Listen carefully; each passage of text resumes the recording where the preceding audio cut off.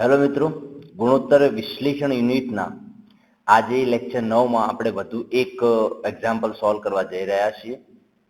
તો એ એક્ઝામ્પલનું જે સ્ટેટમેન્ટ છે સૌથી પહેલા આપણે જોઈ લઈશું. દેખો અહીંયા આપેલું છે 31/3/2009 નું પાકું સર્વેયુ નીચે મુજબ છે. અહીંયા આપણને વર્ટિકલ ફોર્મમાં પાકું સર્વેયુ આપેલ છે.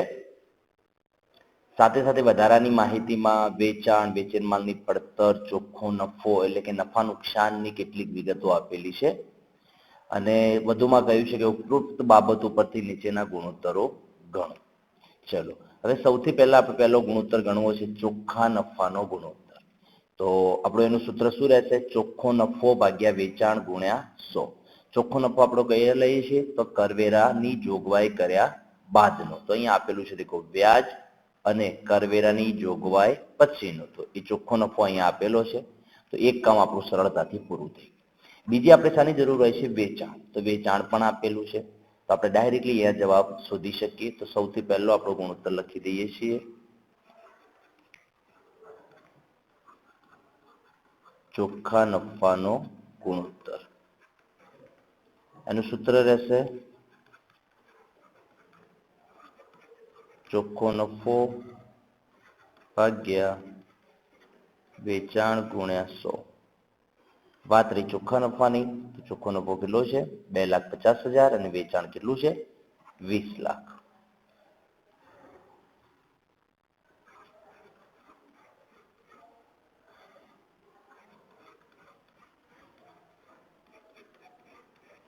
તો આપણો જવાબ કેટલો રહેશે?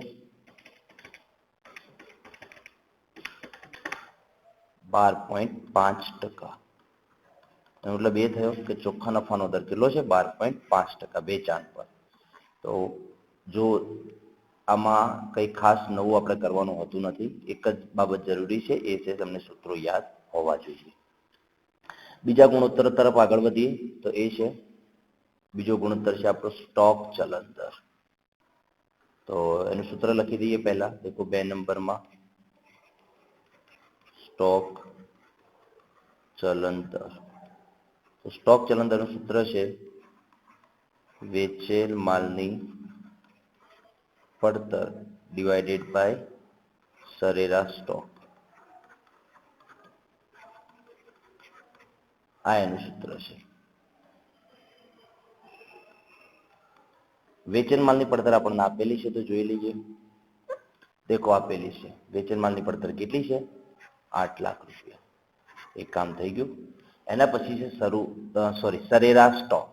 તો સરેરાશ સ્ટોકમાં આપણે બે સ્ટોકની જરૂર રહેશે. એક શરૂનો સ્ટોક જોઈએ. તો દેખો અહીંયા આપેલો છે આપણને શરૂનો સ્ટોક. એ કેટલો છે? 2 લાખ. બીજી શાની જરૂર પડે સરેરાશ સ્ટોક શોધવા માટે? આખર સ્ટોક.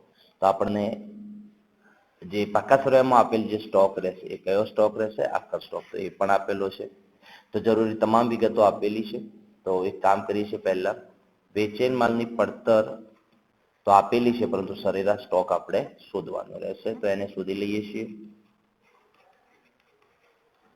સરેરાશ સ્ટોક બરાબર એનું સૂત્ર રહેશે શરૂનો સ્ટોક, એમાં આપણે એડ કરીશું આખરનો સ્ટોક અને ડિવાઇડેડ બાય 2. શરૂનો સ્ટોક ને આખરનો સ્ટોક કેટલો આપેલો છે?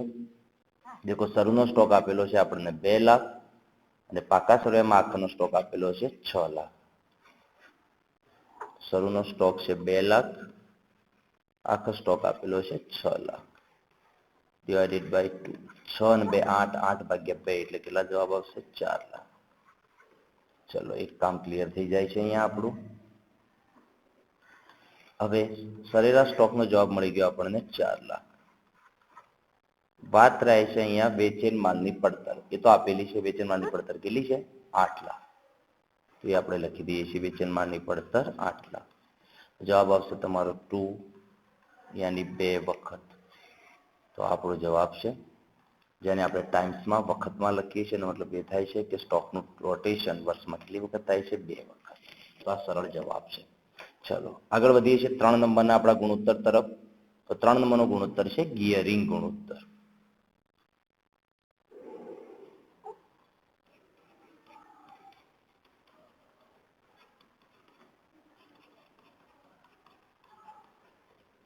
ગિયરિંગ ગુણોત્તરમાં શું કરવાનું હોય છે તમારે? તો જેના ઉપર ફરજિયાતપણે વ્યાજ અને ડિવિડન્ડ ચૂકવવું પડે એવી જવાબદારીની સામે ઇક્વિટી શેરમૂડીનું પ્રમાણ કેટલું છે એ જાણવા માટે આપણે ગિયરિંગ ગુણોત્તરનો ઉપયોગ કરીએ છીએ.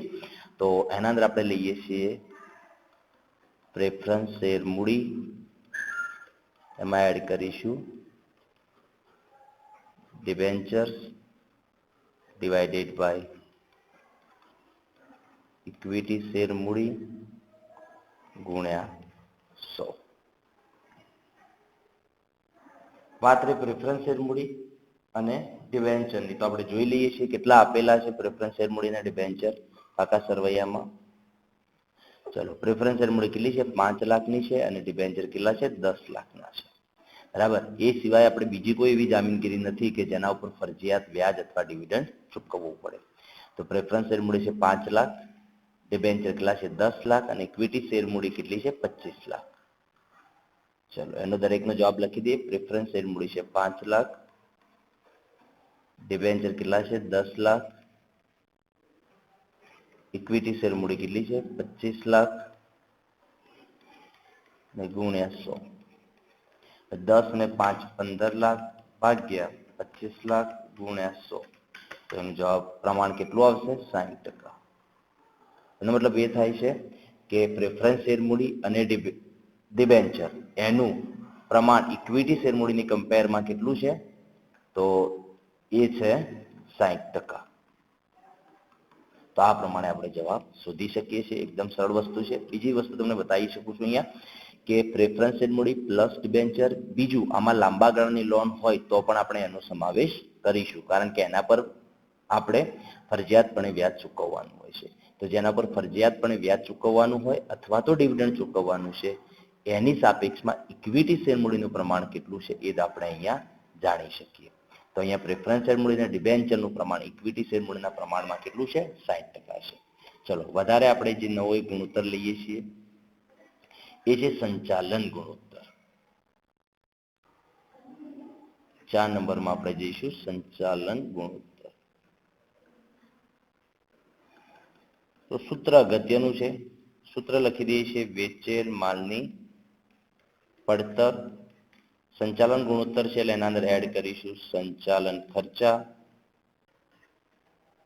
ભાગાકારમાં લખીશું વેચાણ અને ગુણ્યા 100. વાત રહી વેચેલ માલની પડતરની, તો એ આપેલી છે આપણને. વેચેલ માલની પડતર કેટલી છે? 8 લાખ છે. તો એક જવાબ લખી દઈએ છીએ વેચેલ માલની પડતર 8 લાખ. વાત રહ્યા સંચાલન ખર્ચની, તો એ વિગત પણ જોઈ લઈએ છીએ. તો વેચાણ, વેચેલ માલની પડતર, કાચો નફો, વ્યાજ અને કરવેરાની જોગવાઈ પહેલાનો, ડિબેન્ચરનું વ્યાજ. એટલે અહીંયા આપણને ક્યાંય સંચાલન ખર્ચની કોઈ વિગત આપી નથી. તો દેખો, આપણે સંચાલન ખર્ચાઓ છે એ શોધવાના રહેશે. તો એના માટે થોડી ગણતરીની જરૂર રહેશે. કઈ રીતે કરીશું? દેખો, આપણે શાની ગણતરી કરવી છે? તો સંચાલન ખર્ચા. તો એના માટે તમને નફાના પત્રકની યાદ હોવું જોઈએ. દેખો, નફાનું પત્રક સૌથી પહેલા શું હોય? વેચાણ. વેચાણમાંથી વેચેલ માલની પડતર બાદ કરીએ છીએ એટલે આપણને શું મળે? કાચો નફો. તો કાચો નફો અહીંયા તમને આપેલો છે. બરાબર. કાચા નફામાંથી આપણે ખર્ચાઓ બાદ કરીએ છીએ. અને કયા ખર્ચાઓ? તો વહીવટી ખર્ચા, વેચાણ ખર્ચા વગેરે. હવે આ બધા ખર્ચાઓ કયા છે? તો સંચાલન ખર્ચાઓ છે. બરાબર. આ ખર્ચાઓ બાદ કરીએ એના પછી જે જવાબ મળે છે એ કયો હોય? તો એ હોય છે જવાબ આપણો વ્યાજ અને કરવેરા પહેલાનો નફો હોય. એમાંથી આપણે શું બાદ કરીએ છીએ? ડિબેન્ચર વ્યાજ બાદ કરીએ છીએ. બરાબર. ડિબેન્ચર વ્યાજ બાદ કરીએ છીએ એટલે આપણને મળે છે કરવેરા પહેલાનો નફો. શું મળશે? કરવેરા પહેલાનો નફો.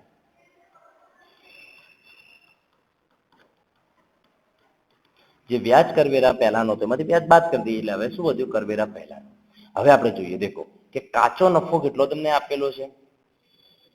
તો કાચો નફો અહીંયા આપણને આપ્યો છે 12 લાખ. કાચો નફો કેટલો છે? 12 લાખ.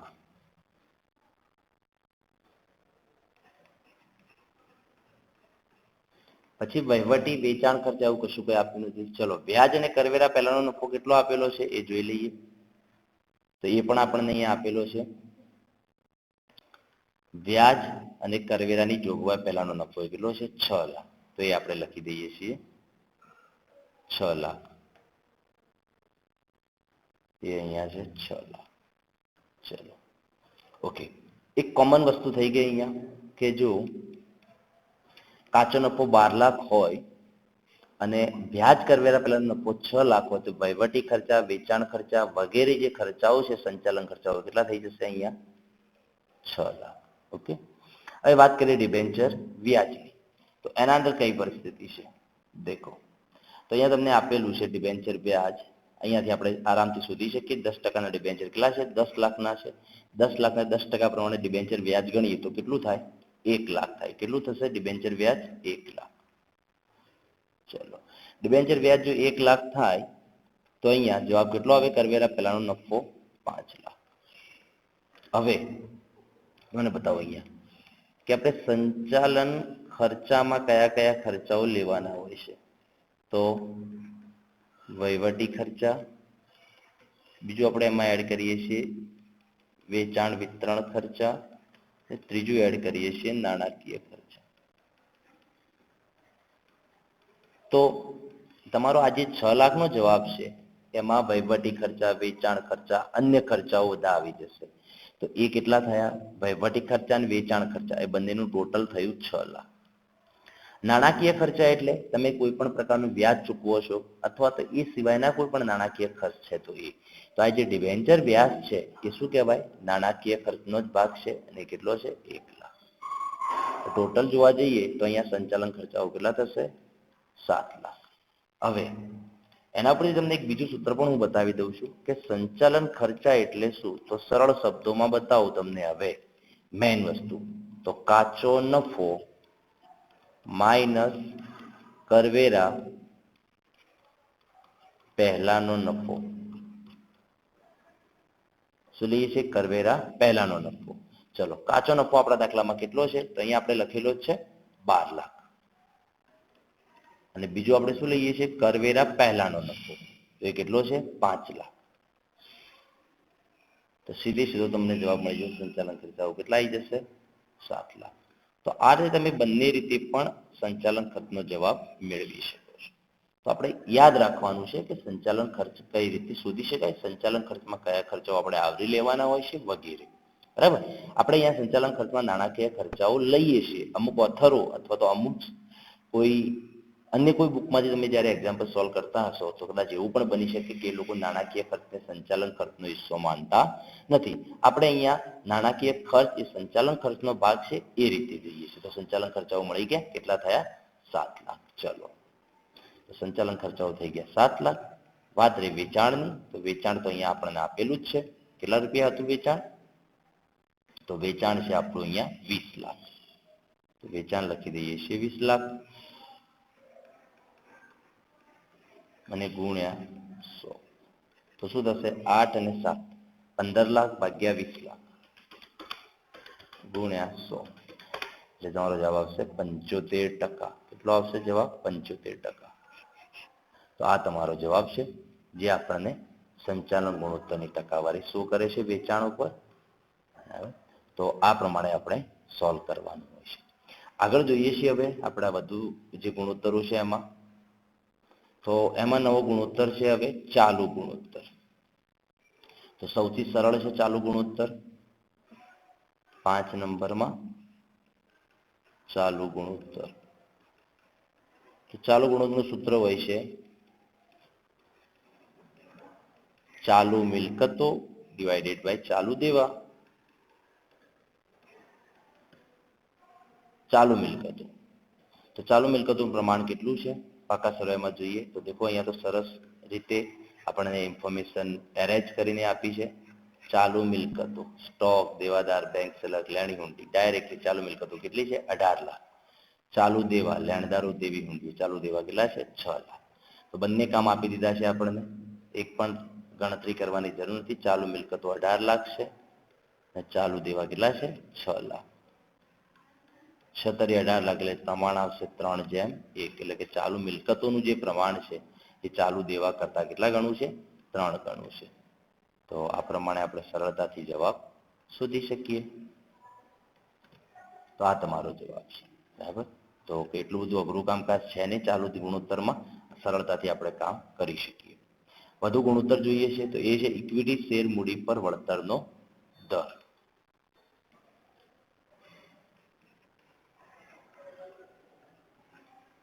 ઇક્વિટી શેર મૂડી પર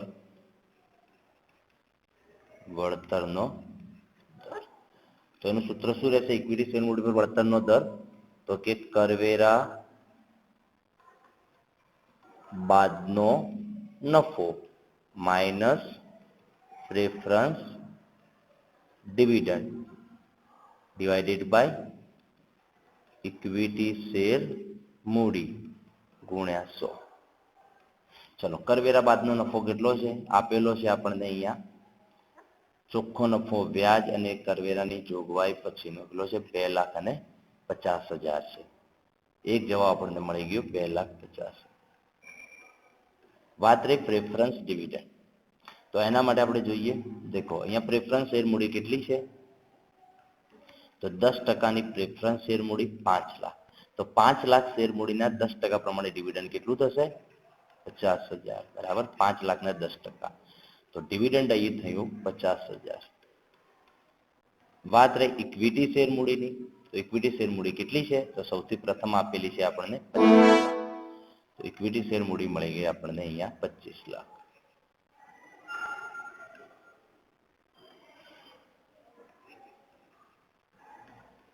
ગુણ્યા 100. હવે જોઈએ તો શું રહેશે? 2 લાખ ભાગ્યા 25 લાખ ગુણ્યા 100. તમારો જવાબ આવશે 8%. કેટલા ટકા? 8%. તો ઇક્વિટી શેર મૂડીનો વળતરનો દર કેટલો થાય છે?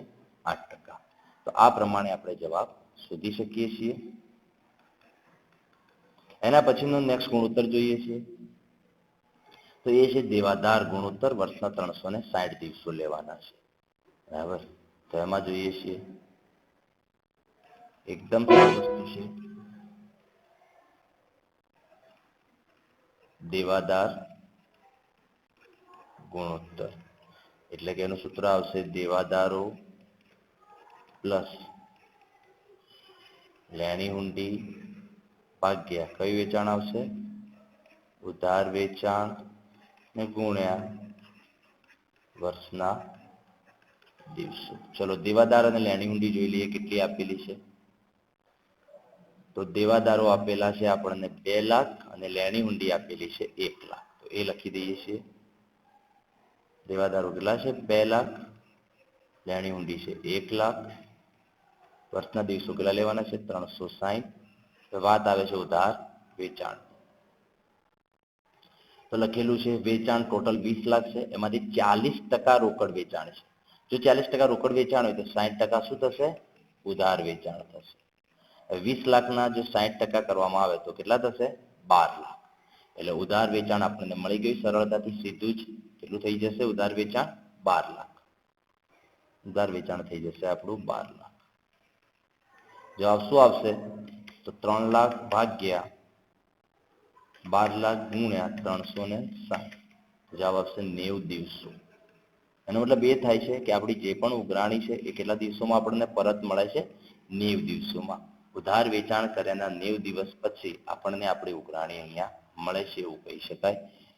તો આ પ્રમાણે કોઈ પણ પ્રકારના ગુણોત્તરો શોધી શકાય છે. પરંતુ સૌથી અગત્યની વસ્તુ છે તમને જે ફોર્મ્યુલા છે ફોર્મ્યુલા જ આવડવી જોઈએ અને એમાં જે પણ કોન્સેપ્ચ્યુઅલ બાબતો છે એનું જે મિકેનિઝમ છે એ પણ ખ્યાલ રહેવો જોઈએ. તો આ પ્રમાણે હજુ પણ આપણે સમ સોલ્વ કરવાના છે. આમાં જો તમને કોઈ ડાઉટ છે તો તમે કમેન્ટ કરી શકો છો. બાકી આજના દિવસે આટલું જ. Thank you.